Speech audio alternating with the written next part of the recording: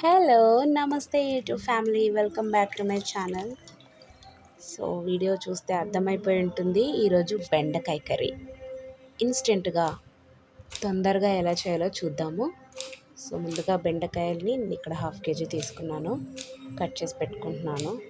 So ఇలా అన్నీ cut చేసి పెట్టుకొని ఈవెన్గా కర్రీ కోసం స్టవ్ మీద కడాయి పెట్టేసుకొని ఆయిల్ వేసుకొని, ఆయిల్ వేడయ్యాక జీలకర్ర ఆవాలు కూడా వేసుకొని బెండకాయలు వేసేయడమే.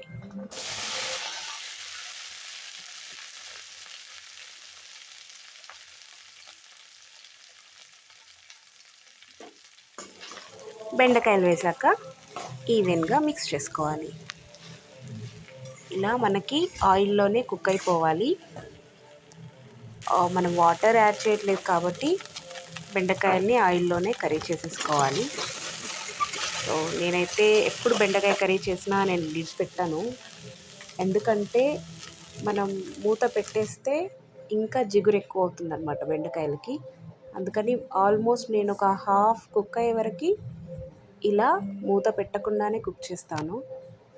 సో చూసారు కదా, ఆ గమ్ అనేది ఆల్మోస్ట్ వెళ్ళిపోతుంది మనకి. ఇలా ఒక్కసారి కూడా లిడ్ పెట్టలేదు. సో ఈ టైంలో కొంచెం వెల్లుల్లి వేసుకొని కలిపేసుకోవాలి.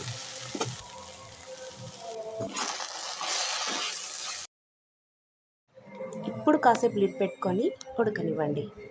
2 మినిట్స్ అయ్యాక చూస్తే ఆల్మోస్ట్ కర్రీ రెడీ అయిపోయినట్టే. మీరు ఇప్పుడు turmeric powder, salt and chilli powder కూడా వేసుకొని కలిపేసుకోవాలి.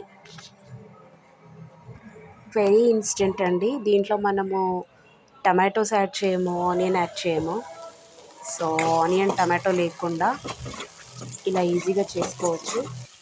కలిపేశాక చూడండి, మనకి ఇలా కుక్ అయిపోతే సరిపోతుంది. మరీ డ్రైగా కుక్ అవ్వద్దు. ఎప్పుడైనా వెజిటేబుల్స్ని ఎక్కువగా డ్రైగా ఫ్రై చేయొద్దు ఆయిల్లో. సో వీడియో నచ్చినట్లయితే లైక్ చేయండి.